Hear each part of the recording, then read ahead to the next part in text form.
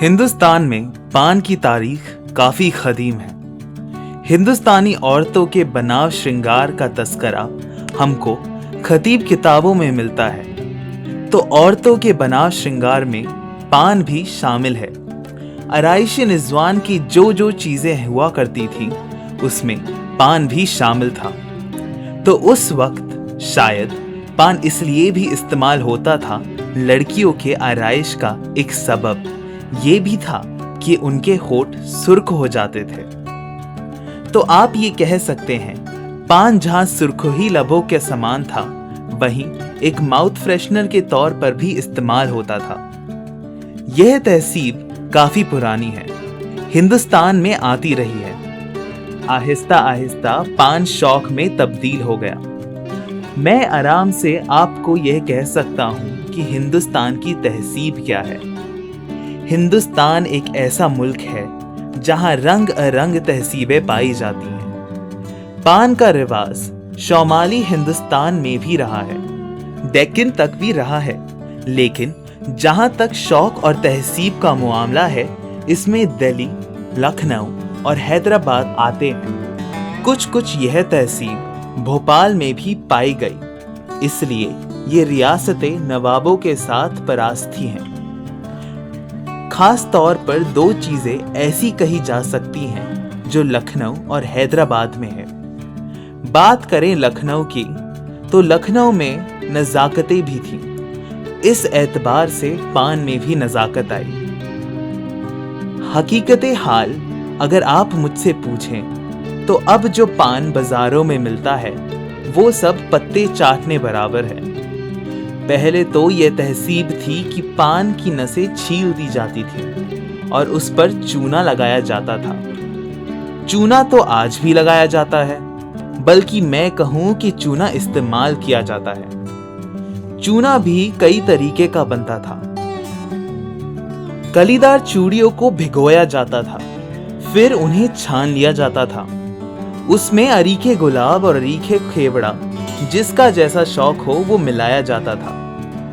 फिर उन चीजों को शबनम में रखा जाता था, पानदानों में इस्तेमाल होता था। कत्था हिंदुस्तान में कई जगह बनता रहा है, लेकिन जो मशहूर कत्था रहा है वो बरेली का या फिर कानपुर का ही रहा है। चूने पर कत्था खुशबू छिड़का जाता था, कत्था उसमें लगाया भी जाता था। कत्थे में कई चीजें मिलाई जाती थीं। जिसको जैसे पान का शौक था वैसे ही इजाफे हुए। कभी उसमें घोटा हुआ बादाम मिलाया जाता तथा कभी उसमें पिसी हुई खसखस भी शामिल की जाती थी। अगला इजाफा हुआ था छालिया था, जिसे हम सुपारी कहते हैं। ये आम तौर पर हिंदुस्तान में पैदा होती है, केरला और बेंगलोर के इलाके में। यहाँ सुपारी के बहुत दरख्त मिलते हैं। ये एक पेड़ का फल है जो खुश हो जाया करता है, तो उसे तराश के पान में इस्तेमाल किया जाता है। लखनऊ और हैदराबाद में इस चीज में कई सारे इजाफे किए। पान में इस्तेमाल होने वाली इलायची का बड़ा इस्तेमाल हुआ, लेकिन ये नहीं जैसे इलायची आज के पान में डाली जाती है। ये तरीका कभी रहा ही नहीं। इलायची को मल के कपड़े में बांधकर भिगो दिया जाता था, फिर उसे रात भर छोड़ दिया जाता था। उसके बाद सुबह में वो इलायची निकाली जाती थी और उसके दाने अलग किए जाते थे। छिलका पान में इस्तेमाल नहीं होता था, इसलिए क्योंकि वो जायके को खराब कर देता था। तो चूने, कत्था, इलायची के बाद आया लौंग, और उस दौर में सैफरॉन भी डाला जाता था। उसके बाद उसमें एक और चीज का इजाफा हुआ, वो है निर्मली। निर्मली भी डाली जाने लगी। उसके बाद ये हुआ कि सुपारी को कत्थे में भिगो के खुश किया जाता था, उससे कहते हैं चिकनी डली। फिर सौंफ का इजाफा हुआ। फिर उसमें एक और इजाफा ये हुआ कि गुलाब की पंखुड़ियां हवा के तेज होने से फूल से अलादी हो जाती थीं। उन पंखुड़ियों में मिश्री तोड़ के डाली जाती थी और किसी शीशे के मर्तबा में उसे धूप में रखा जाता था, तो वो मिश्री पिघल के गुलाब में जब्स करती थी। उसमें गुलाब और अरके गुलाब शामिल हो जाता था। उसे कहते थे गुलकंद। खुशबू हो तो शौक कुछ और है। हिमाम और जर्दा इसलिए भी इस्तेमाल किए जाते थे पान में कि कैसे कैसे लम्हात गुजरे। यादें खुशबू में हैं। किसकी खुशबू किसके जहन में आज भी याद रखी हुई है, ये तो जिसने इस्तेमाल किया वही जाने। उमूमन ये होता था कि पान बेगमात का शौक था, हजरत से ज्यादा ख्वाते की शौक था। जैसे कि मैं पहले भी कह चुका हूँ, हदीम बना हुआ श्रृंगार पान भी शामिल था। उस जमाने में लिपस्टिक इस्तेमाल नहीं होती थी। देखने वाले का दिल ज़ेरो ज़बर हो जाता था। तो पान जिसमें रखा जाता था उसे पानदान कहते थे। तो पान हिंदुस्तान में कई जगह मशहूर हुआ, जैसे कि कलीदार पान, बंगाली पान, कलकत्ते का पान, बनारसी पान आदि। पान की तहसीब घरों में भी परवरिश पाई गई।